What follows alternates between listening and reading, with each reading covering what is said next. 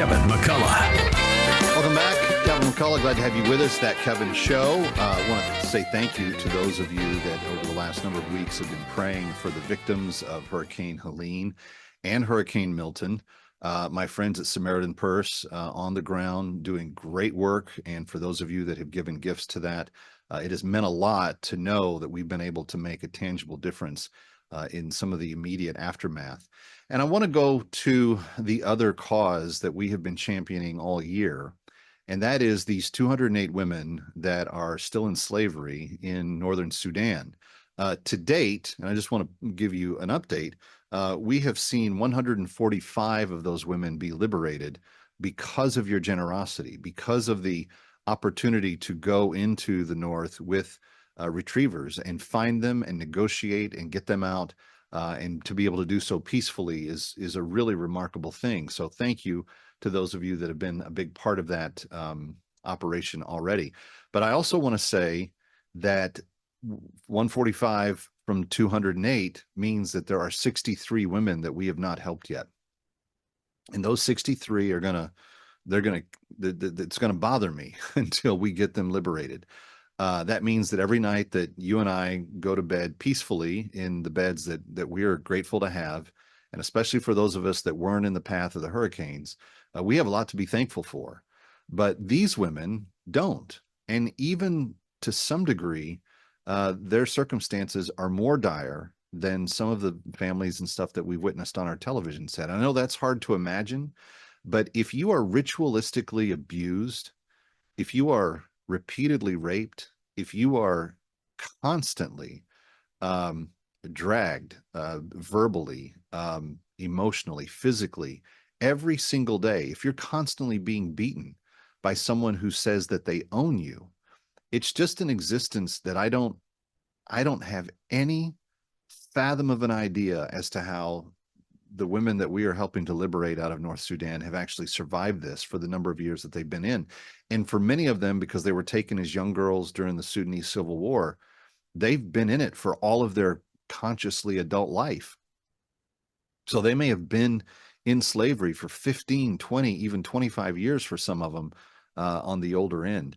So imagine the joy that takes root in their heart when they hear that there's going to be a possibility of being liberated, and not just being liberated, but then getting to go back home, to go find family that in some cases still exist, to go back to regions where they knew other families and friends that were, dispersed at the time of the Civil War, but that have come back together.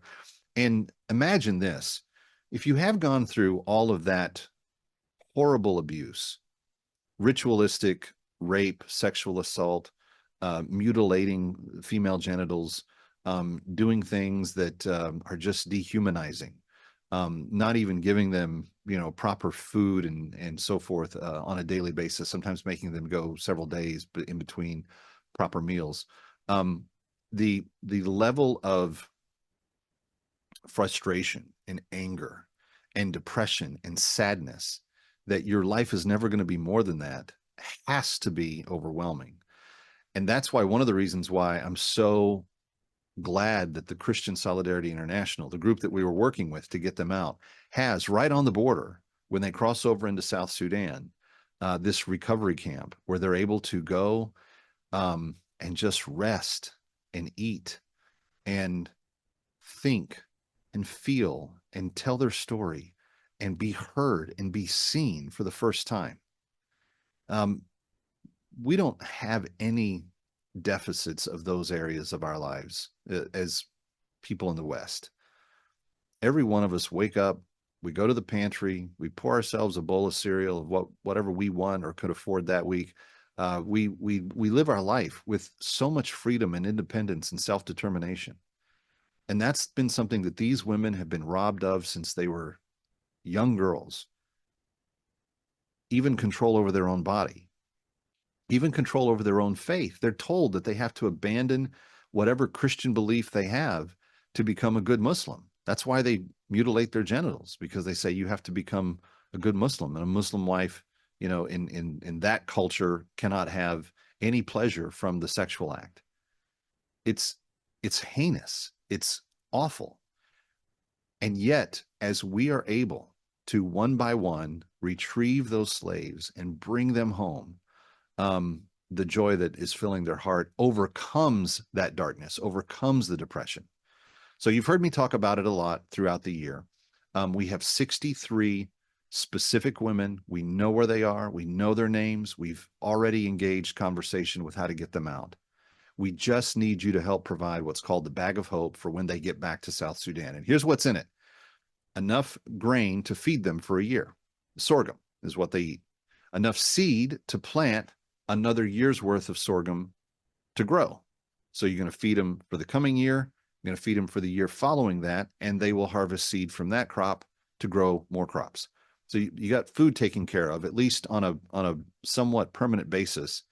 They're going to have tarps, tents, blankets, other things to help protect them from the weather. They are going to be given utilitarian kits to help garden, to help fish, to help clean with. They are going to be given a Bible in their language. Many of them, that will be the only book they will ever own, but they desperately want it. They will be given a number of things that they need, feminine products, helps in terms of clothes and other things. But then there's this really fun little part of this, and that is that they get a little she-goat that can bear them more goats. They can make milk and cheese and other food products, obviously, from the milk. But beyond that, they can start a little micro enterprise for themselves and sell the baby she-goats to other farmers and to other people that need it. And by that, be able to support them and the children that they hope to have. In some instances, we're even being able to bring home some of the slave children that they've had while in captivity to be with them. So this is an amazing gift that you're giving them in the bag of hope. That's all in the bag of hope, $250 one-time gift. If you have to break it up over a couple of months to pay for it, that's fine as well. Here's where you go. 888-342-1010, 888-342-1010, or bringherhome.org. Bringherhome.org. Just jump on there online, give your gift, and then by tomorrow, they're going to be able to process that and be able to speak for one more woman being freed and get her lined up for the next liberation.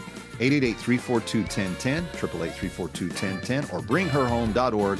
Stick around for more of That Kevin. Next, That Kevin Show with Kevin McCullough.